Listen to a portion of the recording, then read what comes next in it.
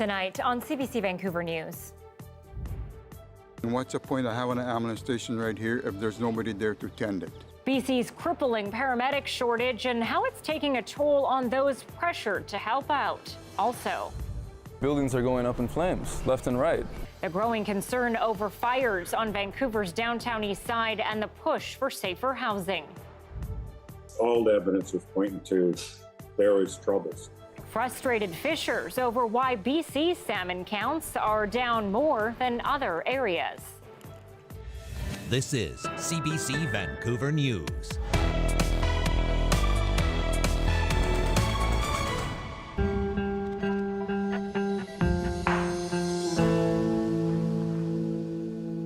Good evening and thanks for joining us. I'm Anita Bathe. More attention tonight on BC's crippling paramedic shortages. For the second time in less than a month, a person has died while waiting for urgent care in the small town of Ashcroft. This is taking a toll on volunteer firefighters in rural areas who are pressured to help out. But as Marcella Bernardo explains, most of those first responders are not medically trained. You could see that he's already turned color and everything.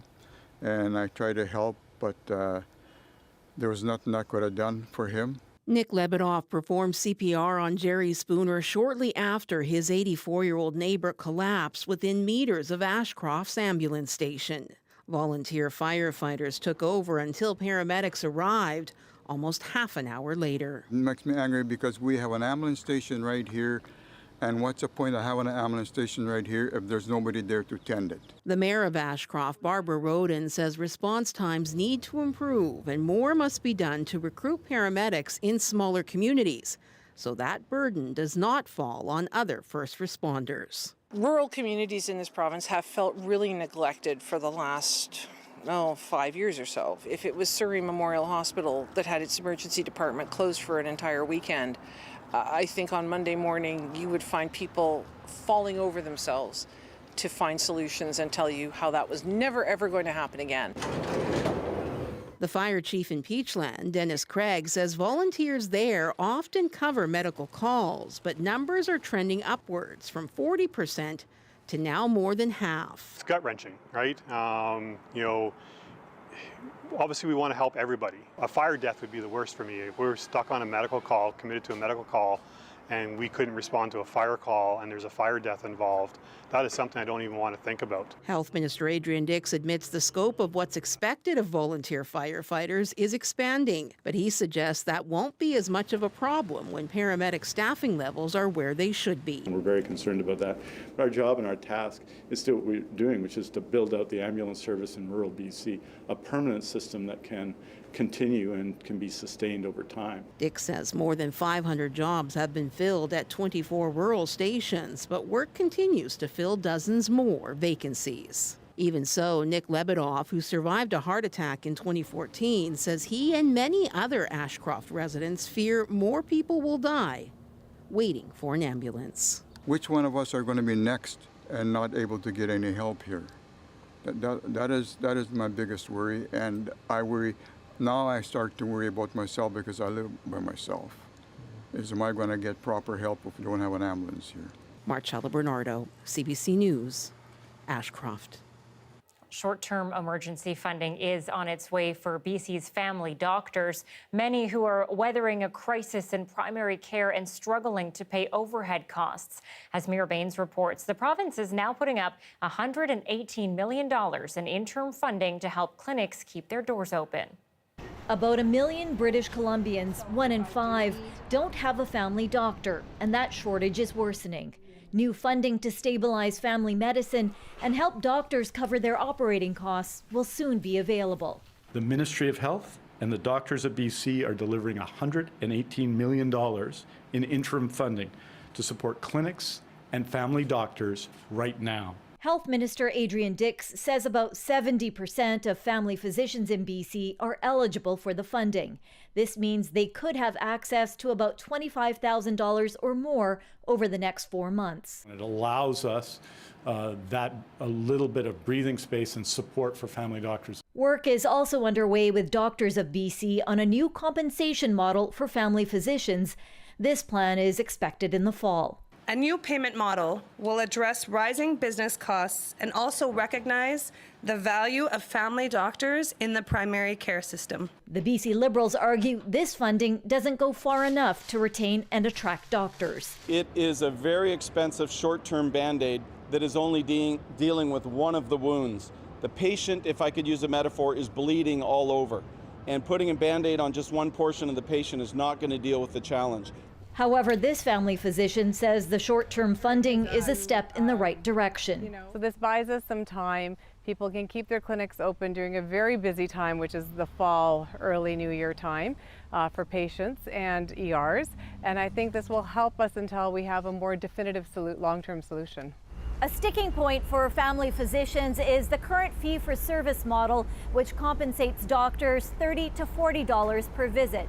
Details of a new deal are months away, but doctors want the complexity of care and the time they spend with patients to be addressed. Mira Baines, CBC News, Vancouver. Over the past 6 years, private health care clinics in BC have been handed $393 million in contracts by the province, and it's adding to the strain on the public system, according to a left-leaning research institute. Canadian Centre for Policy Alternatives report says funding has gone to private clinics to provide low-risk surgeries and medical imaging like X-rays. Their research also shows the annual dollar amount for these contracted surgeries is growing. From 2015 to 2016, the province gave less than $10 million in contracts to private clinics, but from 2020 to 2021, that number jumped to $30 million. Here's a response from BC's health minister. To put in context, health authorities contracted in 2021, $27.2 million to private clinics. That's 0.23%. So quarter of 1% of the 11.8 billion health authorities reported spending in acute care in the same period. In 2020-21, there were 13,863 contracted surgeries. That's 4% of the totals. Dix insists the province is doing what it can to support and fund the public health care system. He points to the province's acquisition of 3 private MRI companies, surgical renewals, and a push to hire more healthcare workers.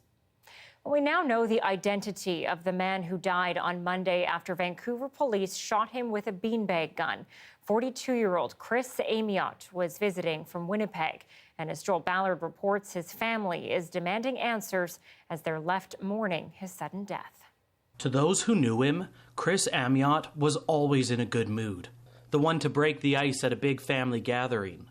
He was outgoing, no matter how hard his life was or no matter his struggles. He was happy. Chris lived in Winnipeg with his common-law partner and 5 children. Wilson says he was devoted to his family. It's the reason he was in Vancouver, visiting his brother and 2 of his other children. He arrived on August 17th. 5 days later, he died, after being shot by the Vancouver Police Department with a beanbag gun. He had a family that loved him very much, that he had children who loved him very much. Police say they were called to this area Monday morning for a man acting erratically. When they arrived, an altercation ensued. Chris went into medical distress and died. But witnesses told CBC News that Chris was calling for help after apparently being sprayed with bear mace. They say he grabbed a jug of milk from this corner store and poured it on himself. For me, that's my biggest struggle, is knowing that he died alone and that he was begging for help. The VPD has confirmed a beanbag shotgun was used on Chris. But originally, this information was only shared by witnesses, both to the CBC and to Chris's family. His children deserve answers. My family deserves answers. Chris deserves answers. Now, the family is calling for more information. I want to know, I want the officers who were involved, I want their names revealed, and I want to know their history with the department. I want to know how many incidents that they've been involved. I have questions about the weapons that were used. I want to know at what range they've been tested. Answers to those questions are unlikely, at least for now. The Independent Investigations Office is on the case. And after the investigation, if the IIO believes an officer committed an offence, it says the Chief Civilian Director can file a report with Crown Counsel at the BC Prosecution Service for consideration of charges. Although there isn't an exact timeline, this year, IIO investigations have taken an average of 68 days. Meanwhile, Chris's family is left waiting. I'd like for them to know that the decisions that they made ultimately left my nieces and my nephews without a dad. And my uncle now has to bury his son. Joel Ballard, CBC News, Vancouver. Staying on the downtown east side, city staff are removing 2 tons of material each day as they take apart a street encampment there. BC Housing says 40 people camping on East Hastings Street are willing to move indoors once housing is secured. But as Susanna De Silva tells us, that leaves many others still left out in the elements with nowhere to go. There's been no help for me, and I seek it, but it's hard. At 25, Kendall Schofield doesn't want to be here. She says the city ordered her to move her tent, but with nowhere else to go, she set up across the street. There's not been a single worker down here to help people with housing at all. I've not seen one. But the city says people have been moved inside. Unclear exactly how many, though. Officials saying only that 40 have been identified as highest risk and willing, and they're in the process of moving. As for the others, perhaps around 200 people, Our aim is to continue to make progress working with the people on the street. We're not working to a fixed timeline at this point. officials admit there are few options to house people, so in the meantime, the city says it is removing about 2,000 kilograms of material every day, and several of the highest fire risk areas have been cleared. This was 2 weeks ago. This is now. Because we use a compassionate approach. There is no way to do this in a hurry and respect the dignity and traumatic situations that people are facing on the street. So we're happy with the progress to date under this current approach. For me, I don't see progress yet. Known to everyone here as Mama Marcy, nearby resident Marcella Jacobs says she has been compelled to help, handing out housing applications and some basic necessities. Some of them have been on housing lists for years and not even getting any calls back. Schofield was given a housing option a couple of years ago, but said fears for her safety pushed her back outside. Progress in what? For who? There's so many people that are just, left without. The city says it is hoping for more provincial and federal help to ensure everyone sees progress. Susanna De Silva, CBC News, Vancouver. With growing worry about fires on Vancouver's downtown east side, some residents say the biggest risks are inside single-room occupancy hotels. Fire bylaw violations have been found in dozens of the buildings this year alone. And as John Hernandez reports, advocates say it highlights the growing need for safe housing. Dave Ham knows just how scary it is when there's a fire inside an old building. Years ago, he was visiting the Cobalt Hotel when flames started inside the lobby. People struggled to get out. We ended up on the first floor where the fire door was. That was locked. We tried to go and couldn't look. So I just got off work, so I had my work boots on. I had to give it a couple, but we got it open to a rusty ladder that was 10 feet from the ground. Fire safety has long been an issue inside Vancouver's single-room occupancy hotels, but concerns are mounting following a string of catastrophic fires this year, including the fatal Winter Hostel fire in April and the explosive Princess Hotel fire just this week. According to Vancouver Fire and Rescue Services, there are 181 SROs in the city. This year alone, they received a total of 447 inspections.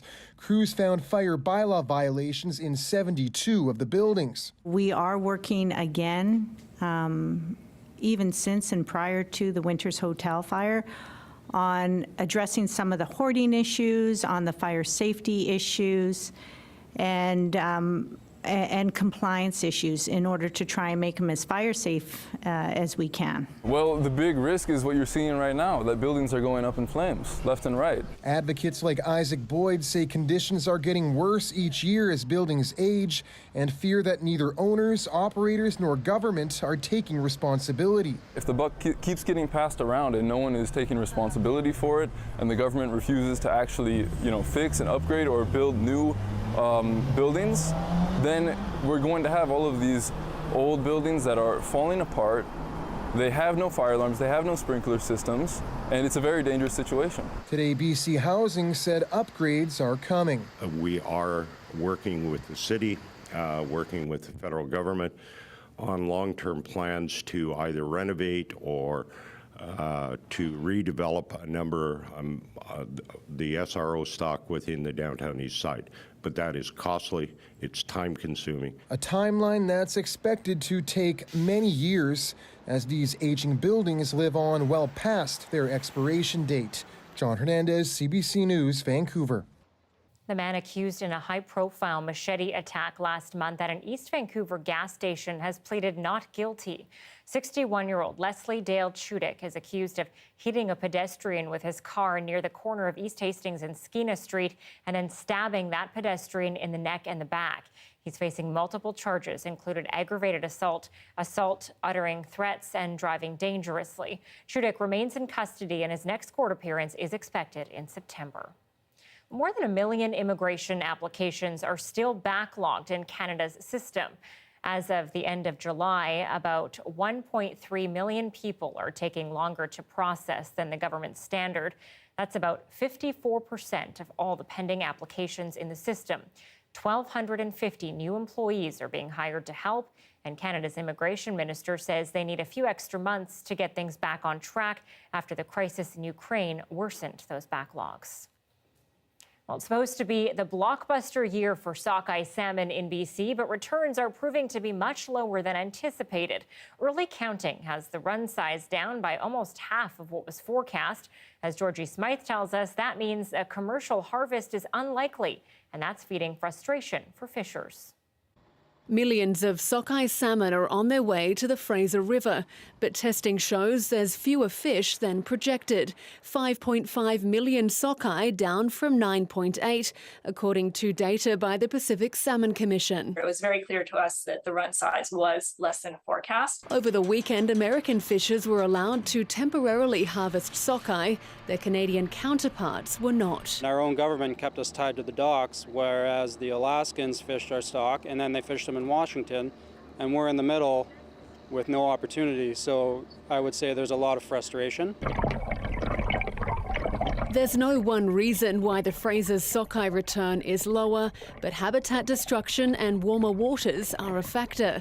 The Fraser River is currently 2 degrees warmer than average. There's a number of other sockeye runs back to BC that have done extremely well this year, better than forecast, and I think people were very optimistic that Fraser would also return better than forecast. For conservationists, a precautionary approach to the Fraser makes sense. In a dominant cycle, in a year where every other sockeye return in North Pacific, or most others, are doing well, should be of huge concern. Test fisheries are continuing to monitor the numbers of the incoming sockeye run.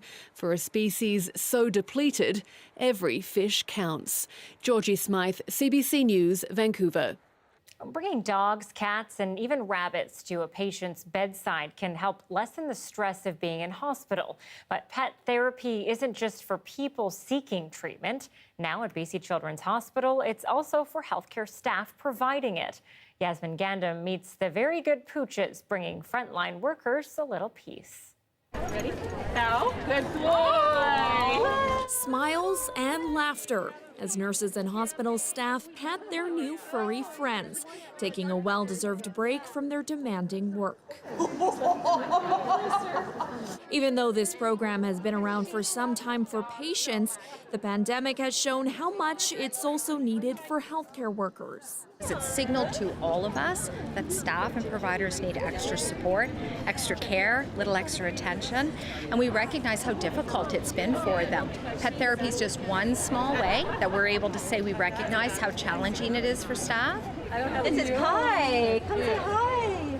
The idea came about when staff were asked what they wanted for Christmas. They all had the same answer: dogs. We don't find much opportunity for quiet in this job. There's a lot of noise all the time and stimulation, and we're just a bit away from that, for physically, but then also mentally. It just helps our brains to sort of quiet down. McCormick says the pandemic has been especially difficult, taking a physical and emotional toll on frontline workers while straining the overall healthcare system. Time with these pooches allows them some rest and to recharge. Nurses tend to give 100% of themselves to this profession, and it's really hard to pull them away from their job when they're at work. And as one of the leaders, my job is to help give them a little bit of a break, and having the dog there just really gives them that motivation. The positive impact of the dogs has been visible. If you see a caregiver coming off a really complicated situation on the floor and they're interacting, we can see a visible relief that can happen. We see smiling, we see laughter, we see snuggling with dogs, grown adults. It's wonderful. The dogs visit staff at least once a week, and it's safe to say it's a treat for the healthcare workers here at BC Children's Hospital. Yasmin Gandam, CBC News, Vancouver. Well, it's been quite the run for the Little Mountain All-Stars at the Little League World Series. And while they came close, their hunt for the championship title came to an end yesterday in a must-win game against a team from Curacao.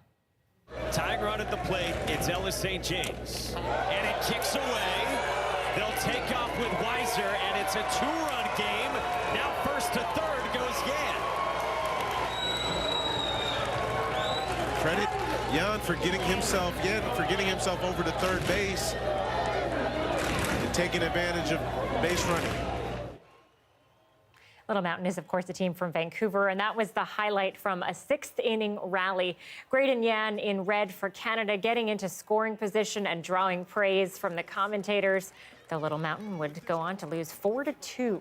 The team from Vancouver won their first two games and then lost their next two, bringing their season to a close. Of course, always nice to see a BC ball player compete at that level. Congratulations for getting that far, Little Mountain.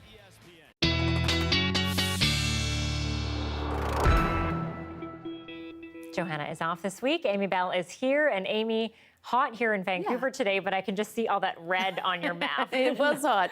Not as hot as some areas of the province, but yeah, we are still feeling the heat in many spots. Still 25 in Vancouver, 32 for Pitt Meadows, and 32 out in Hope. And we do have heat warnings up, in fact, for some other areas of the province. So not us here, but it is warm again tomorrow. We're still seeing those heat warnings up, though, for the east side of Vancouver Island, and also for the central and northern coast, the inland sections. Also, it will be very hot around Fort Nelson and for the North Thompson tomorrow. So we'll just have to keep an eye on that. But fairly easygoing and settled. I would almost say a boring weather forecast for most areas of the province tomorrow, which is great. We are seeing things settling down at least for the next 24 hours. So we'll see plenty of sunshine and, yes, those very warm temperatures. I'll have more details, though, soon. Okay, we'll talk to you later. Thanks, Amy. You're welcome. Well, before the pandemic, we were working on a series of some special places in the province that you might not know about. The COVID emergency, of course, put a stop to our series, but we wanted to share with you some of our explorations. So back in 2020, I got a chance to go inside an iconic clock in downtown Vancouver, and I got to meet the man who keeps it all going. Tickety-boo. Take a look.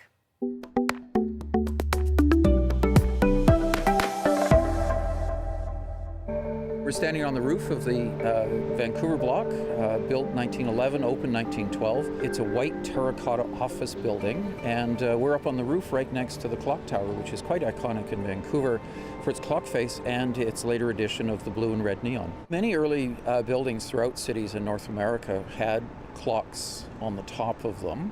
They were sort of a landmark status piece, but it also is of that era where pocket watches were the watch that you carried with you. A wristwatch really didn't come into common usage until sort of after the First World War, and so a clock on top of a building or a street clock was the easy way of telling time. And for the street clocks, it was a really nice advertising piece as well, because you put your name on it and everything. And here this just said to everybody in town, we're the most important building on the skyline. And its landmark status too at the high point was very important, because early photographers used to clamber up here and take panoramic shots of the harbor. And one fellow, Mr. Moore, had his panoramic camera. He set it up on top of the clock, and it took one long, humongous long negative, which is a complete 360 views of the city. And there's a few of those which are quite astounding records of that early city. So some of this looks really old and some Yep. of it actually looks brand new. Can you tell me about the history of the facade here and what we see? Much of the terracotta is an original shape. And terracotta really weathers well, and it's glazed, so this is, you know, a bit of repair work here. Our clock face is brand new. This is a new clock face with new neon.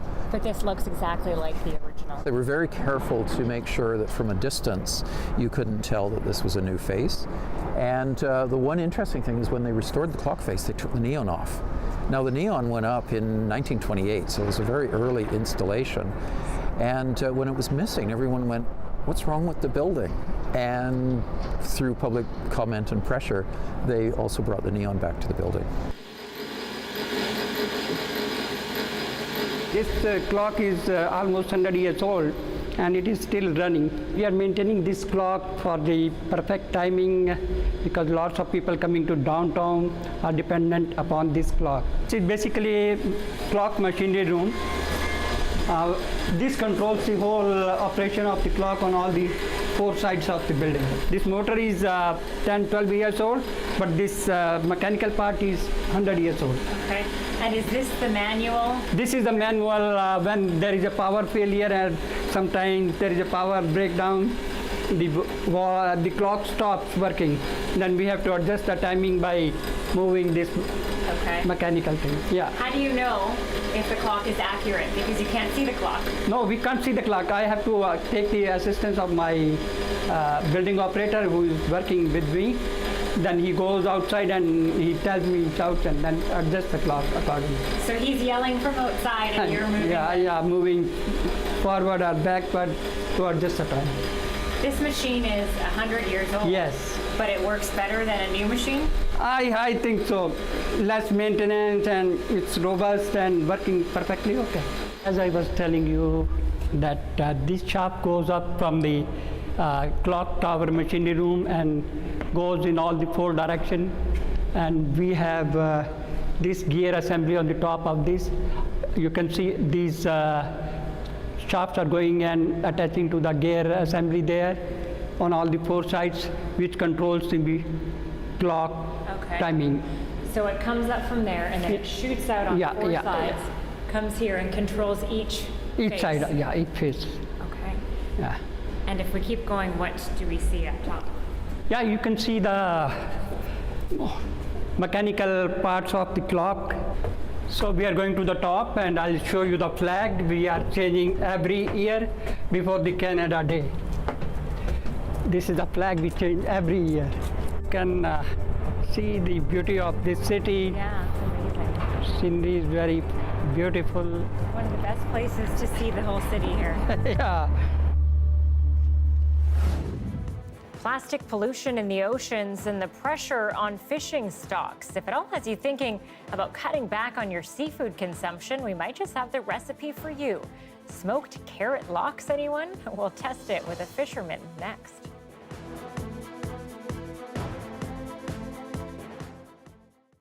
Thanks for watching our commercial-free live stream. With housing prices going wild during the pandemic, more people in Halifax are jumping on the tiny house movement. Colleen Jones has that story.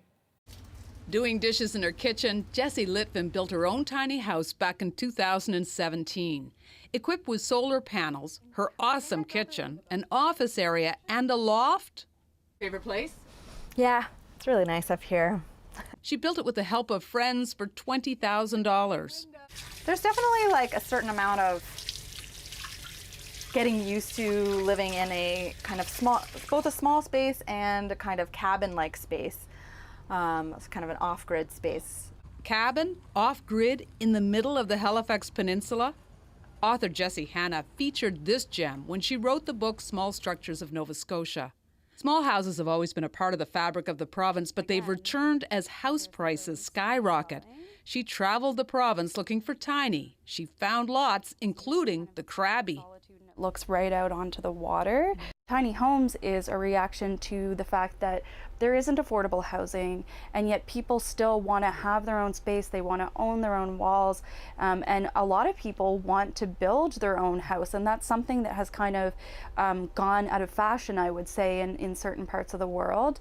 And those who have tiny houses are given the opportunity to be able to create their own house and their own home. This is what brought Emerson Simmons to the Tiny Home Weekend Workshop in Dartmouth. He's already bought the shell of his tiny home. He came here to get the interior design just right. There was a bunch of different pieces of research that I've been doing, and I've been trying to find all of the little gaps in my knowledge, and this really cleared it up. The course is run by Kenton Zurban. He's having people lay out to scale on the floor with tape what their tiny house design would look like. Many people love the idea of a tiny house, but they don't really know what it feels like. And as soon as you have to lay it out on paper and then lay it out in real life, you get a feel. Kenton runs sustainable living workshops. He lives in Alberta in his tiny house debt-free. He travels the country teaching people who want to do the same. The demand for is definitely growing for tiny homes. As we hit more and more uncertain times in our world, people like the idea of being able to minimize their debt and stress and maximize how they want to spend their life. So whether that's having a 3-generational property again and having grandma in the backyard, or having an actual rental income, or whether that's living lightly on the land or living off grid. Tiny homes are really exciting for people to explore alternative ways of living than the traditional mortgage or apartment. Jessie Litvin loves her Halifax home, and Emerson Simmons will be joining the tiny house movement as soon as he settles on his final design. I don't really need a bigger space, you know, like as long as you had room for the things that matter to you, it kind of pushes a kind of minimalism that I've always wanted to practice, but I've never really managed to like get myself into. Tiny houses, a growing trend, getting bigger. Colleen Jones, CBC News, Halifax.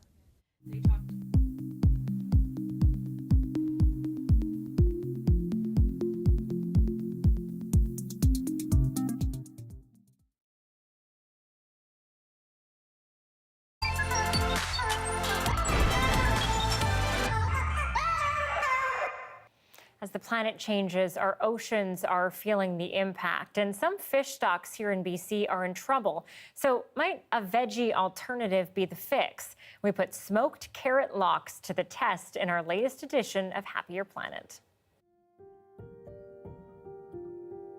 Hello, my name's Jamila Pomeroy. I am a writer, model, actor, and filmmaker based in Vancouver, BC.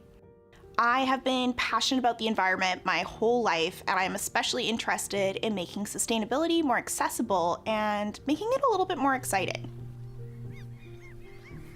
Commercial fishing causes various serious environmental threats to people, many species of fish, and oceanic wildlife throughout the world's oceans.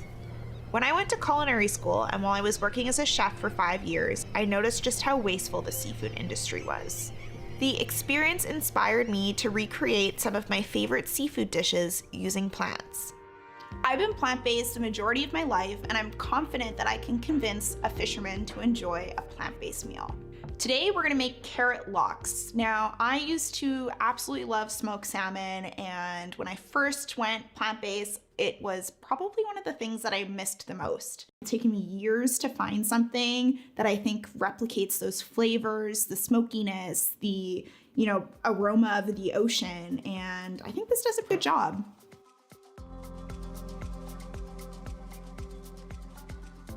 So I just cut the carrot in half, and then take a standard vegetable peeler, and you're just gonna go lengthwise on the carrot piece.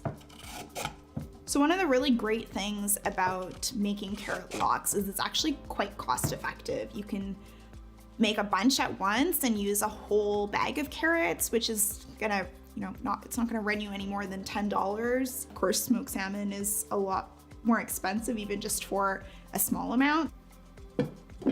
So what you're gonna wanna do is put all of the carrot pieces into your pot, because you're gonna actually put the solution on top. So I wouldn't wanna fill it any more than this. We're gonna start with the brine. If you're using a standard mason jar, I would add 1/4 cup of apple cider vinegar. Then I add about 1/2 teaspoon of pepper, a little bit of salt, and then the super, super important ingredient is liquid smoke.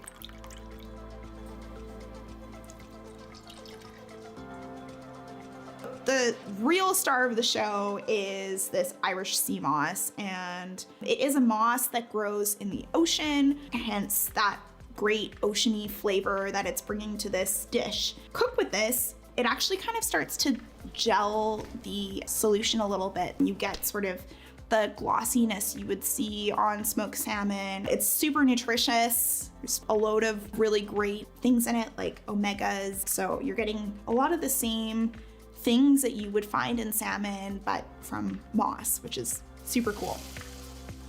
Cover the mixture with water and then place on the stove at medium heat. Once the carrots have reached an al dente texture, I take them off the heat and let them cool in the saucepan for a little while. Once they've reached room temperature, I put them into a mason jar and into the fridge for a few hours. So to put this recipe to the test, I am bringing Walter, who's a fisherman, in to taste this carrot lox. He is my father-in-law, loves fishing, loves seafood, so this is truly the ultimate test. So Walter, I know you've been fishing for a very long time and you love fishing. Yep. How long do you think you've been fishing for? Oh boy, 35 years or so. Wow, that's awesome. Off and on, yeah. And I know you have like a very good taste for seafood. Yes, I do. Yes. So today I made a plant-based version of smoked salmon. So it's a carrot lox. It is cooked in a similar way that you would cook salmon, but obviously it's made out of carrots, not salmon. And I think it's a nice option that could be served with smoked salmon. It has the same flavors. You have a little bit of the citrus notes, there's dill, and a little bit of hickory smoke as well. Okay. When you look at it, it looks almost real in a sense because the color's a little off and there's no grain. Exactly. But in a sense, when you look at it, it's almost the same way that I do mine, similar, but I just change things up a little bit. But yeah, I'll try a piece of that. Okay, the moment of truth. Here we go.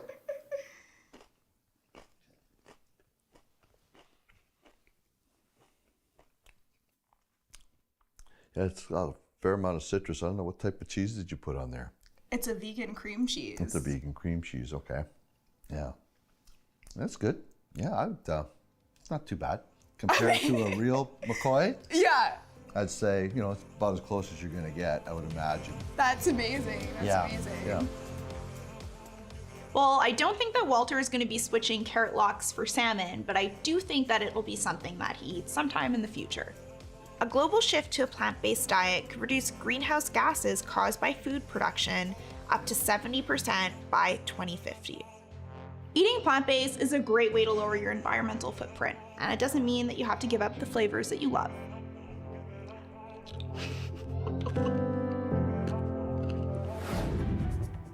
Independence Day in Ukraine, a usual celebration turned somber. The tension-filled day, we take you to Kyiv next.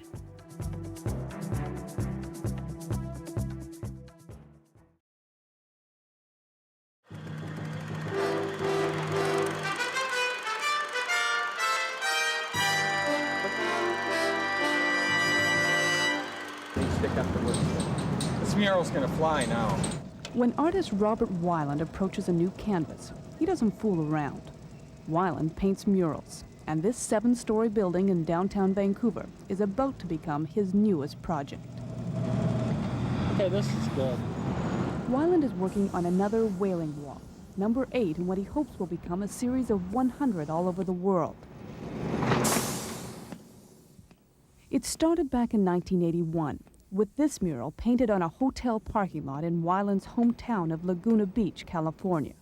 His largest mural is this one in Honolulu, 300 feet long and 20 stories high.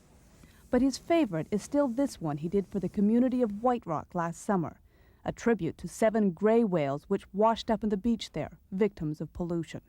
The kids in White Rock just sent me a copy of the yearbook for this year, and has the whaling wall on the cover of the yearbook. And I felt very proud, very proud. Hopefully the people that see my work will be inspired to learn more about the whales, and that's why I do it. I consider mine the art of saving whales.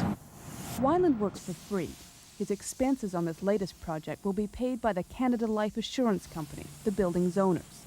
In just 2 weeks, this blank wall will be transformed into this, a pod of orcas, killer whales, a special painting designed especially for BC. It may not look much like the model painting now, but Wyland says it's already capturing people's imaginations. I mean, right now I've only been working on the mural 2 days, and people are already starting to come by, and a lot of people recognize my work from previous walls in Hawaii and Seattle, and they're starting to come about and say, hey, that's a whaling wall, isn't it? It's great. It's just really nice.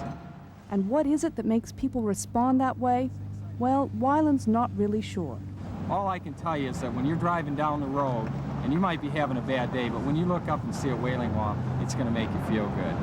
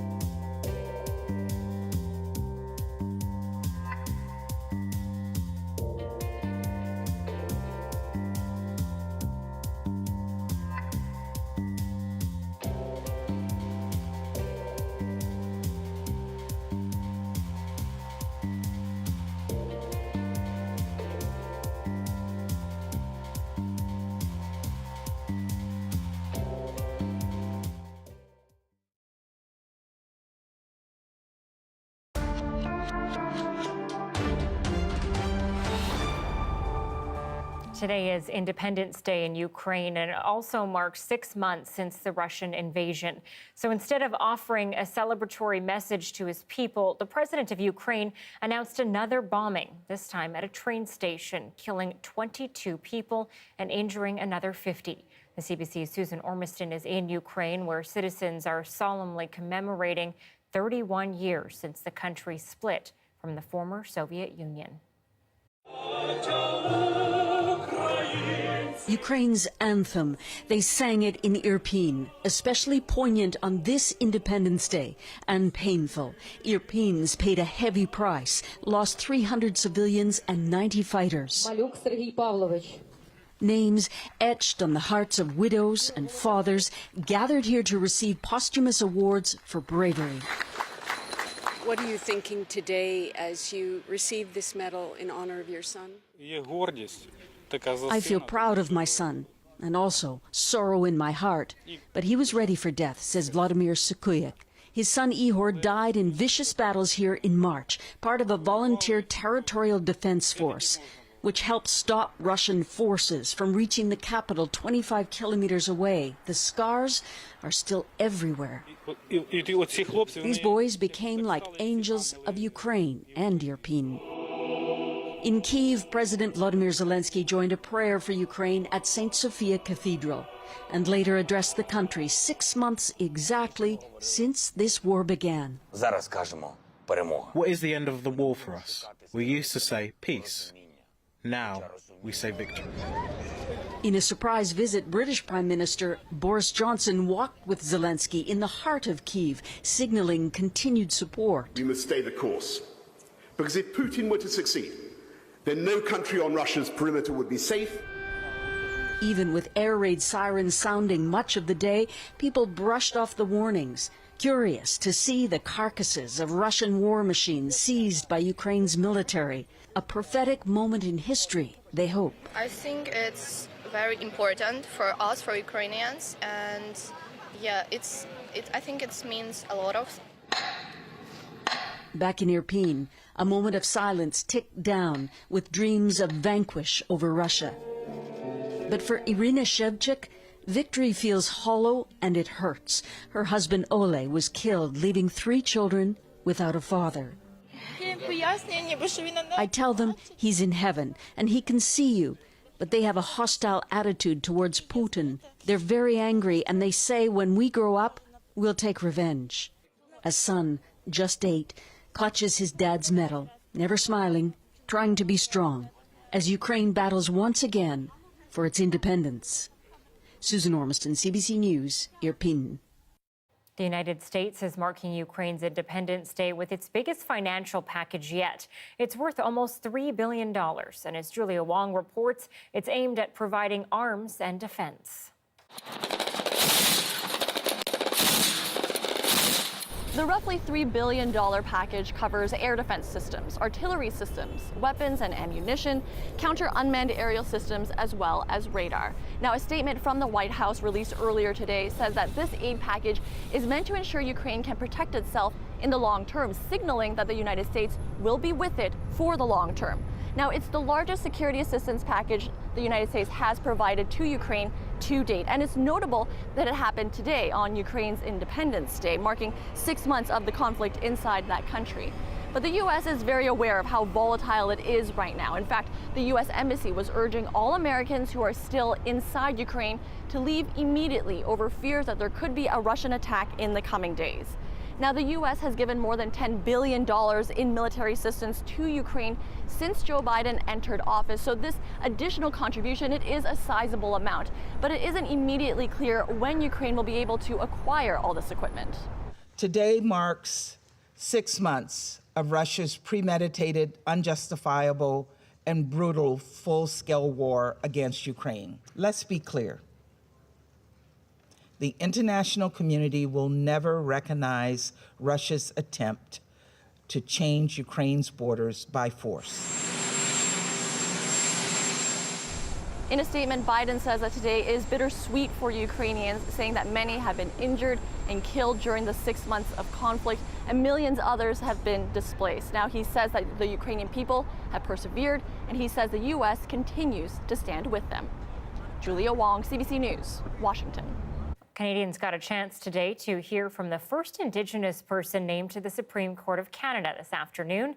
Appearing before the committee looking into her nomination, she offered what she called fun facts about herself, like her opinion on cats versus dogs. Here she is.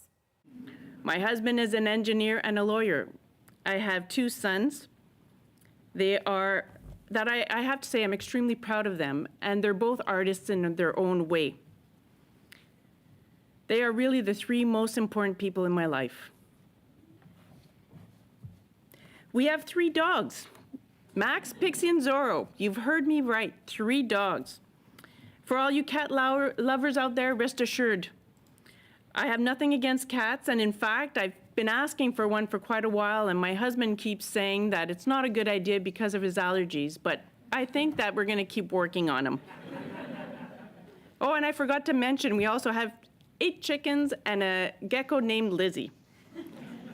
I'm also a painter, and this is a hobby that I've enjoyed with my father that we started out together when I was a teenager. I love to read, and when time permits, I love to sneak in a little round of golf. At 6:47 tonight, a live look at the calm waters off Prince Rupert at the Rowing and Yachting Club. Now, there is some rain coming to the north coast, but will we see any down here in the Lower Mainland? Amy Bell, of course, has all the answers coming up.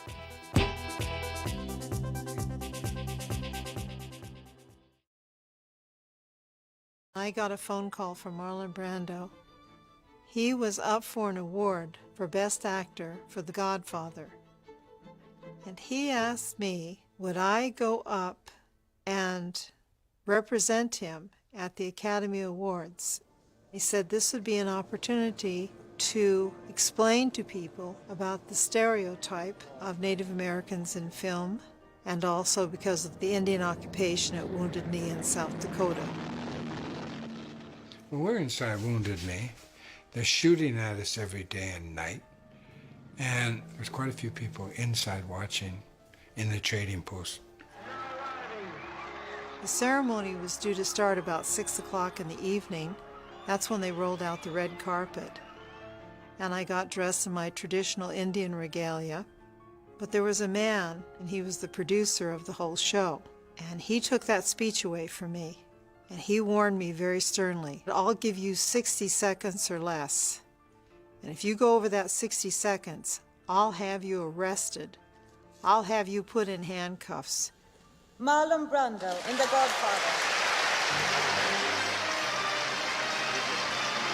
Accepting the award for Marlon Brando and The Godfather, Miss Shasheen Littlefeather.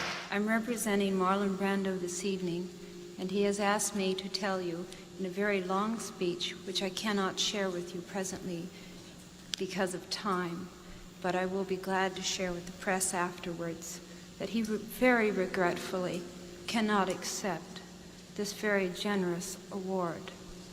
And the reasons for this being are the treatment of American Indians today by the film industry,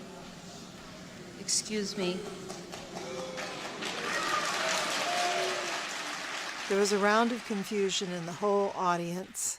Everybody's mouths flung open. Everybody was in chaos. and also with recent happenings at Wounded Knee. I beg at this time that I have not intruded upon this evening, and that we will, in the future, our hearts and our understandings will meet with love and generosity. Thank you on behalf of Marlon Brando.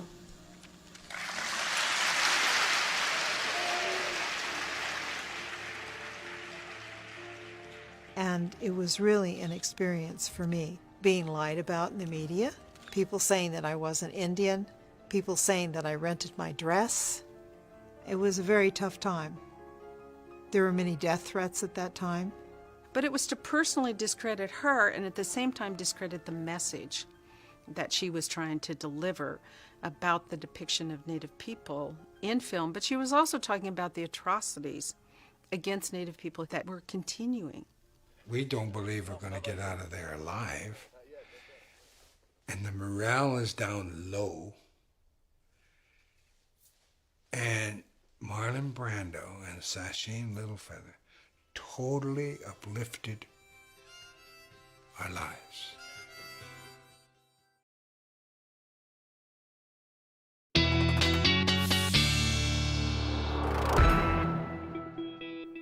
Amy Bell is here now with a look at the weather, and I'm not complaining, but I know we're in a bit of a calm stretch right now, aren't we? And you know what? We should be glad about that.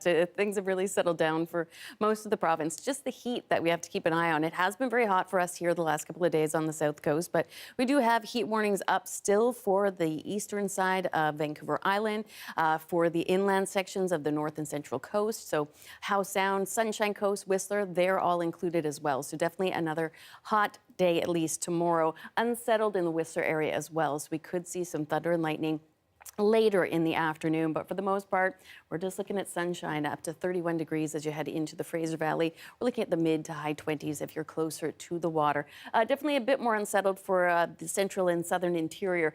We will see some drizzle in Prince Rupert and Port Hardy tomorrow, but no significant rainfall, just that really heavy drizzle. 23 with a mix of sun and cloud in Dees Lake. Prince George, though, a chance of some afternoon thunderstorms. Same story for Williams Lake, Kelowna, and Cranbrook. So all the areas that we've seen over the last several days that have dealt with numerous lightning strikes and hail and bouts of heavy rain. We will continue to watch that again tomorrow afternoon, but overnight and in through tomorrow morning and early afternoon, a very settled day for the entire province. We will see a change, though, in the 5-day forecast. We'll see this upper trough coming down, and that will bring some cooler air. So once we get through tomorrow, we'll start to see things gradually cooling, markedly calmer and cooler for the weekend. You'll really feel it Saturday and Sunday. Even overnight Friday into Saturday, we could see a very slight chance of a shower here in Metro Vancouver. But for the most part, we're just sticking with the dry and warm weather for the next couple of days. A little more comfortable for everybody on the weekend. Early next week, though, Monday, Tuesday, we start to see things ramping back up with the heat. Okay, a little less calm, maybe. Maybe. Thanks, Amy. You're welcome. After the break, a Labrador town holds its first ever drag show to a sold-out crowd.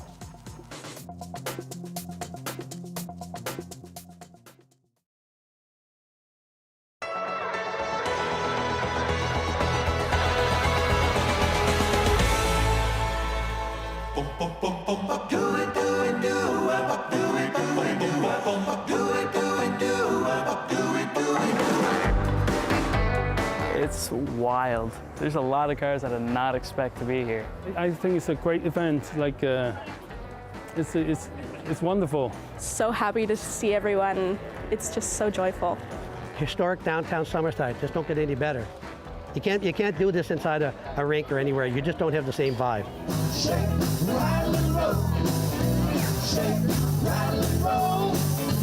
Shake, rattle, and roll. I was one of the founders, the founder of Classic Car Nights. Our first time was in 2019, and now we're back here in 2022.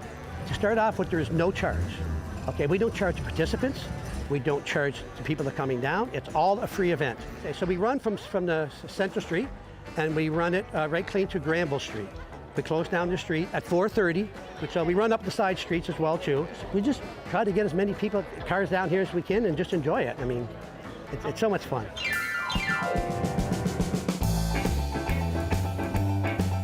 I think it's amazing, especially to bring the whole car community together.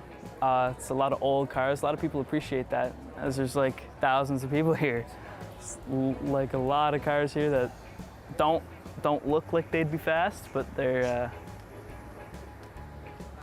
freaks of nature.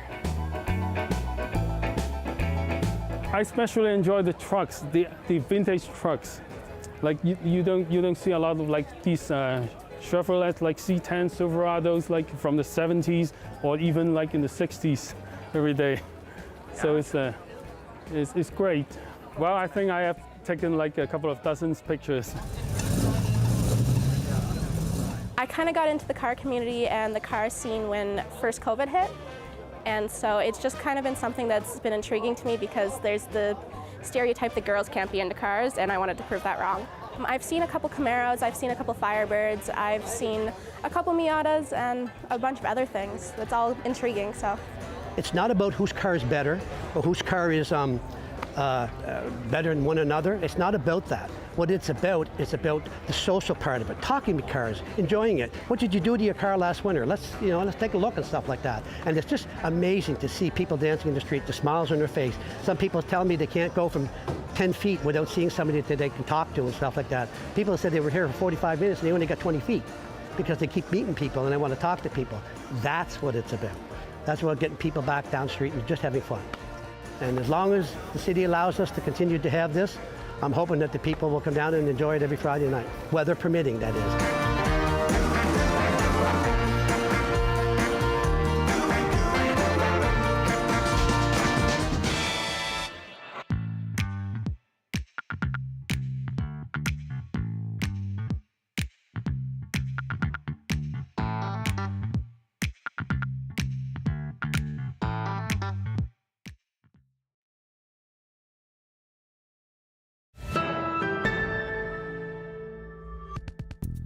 For a group of performers, the recent drag show in Labrador was a milestone, a big moment for the town of Happy Valley Goose Bay and meaningful for one of the homegrown stars.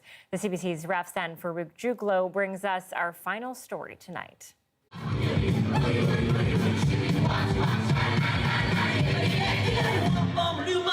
The jam-packed drag show kicked off at the Masonic Lodge in Happy Valley Goose Bay. The Safe Alliance calls it the town's first drag show. It was also a homecoming for one artist.